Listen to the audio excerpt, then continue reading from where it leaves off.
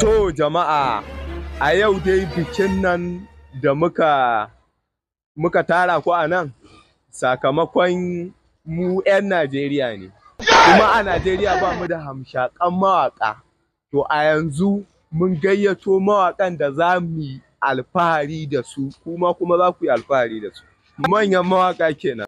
To kuma ina tabbatar muku da cewa za mu yi alfahari, za mu kafa tarihi. Yau yau ku shigo manyan mawaka kenan.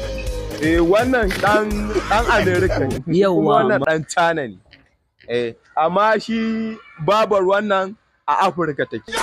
To sakamakon yanayi to yawa bayanan ka yayi yawa. Ya na tsayo ma kun ci miliyan 1. Wannan tsayawar kun ci miliyan, ka san mawaka ne mu da diamond ake biyan mu. Motocin mu ma na diamond. Saboda haka yanzu a fara aiki. Kana ji? Tinkiya kai tinkiya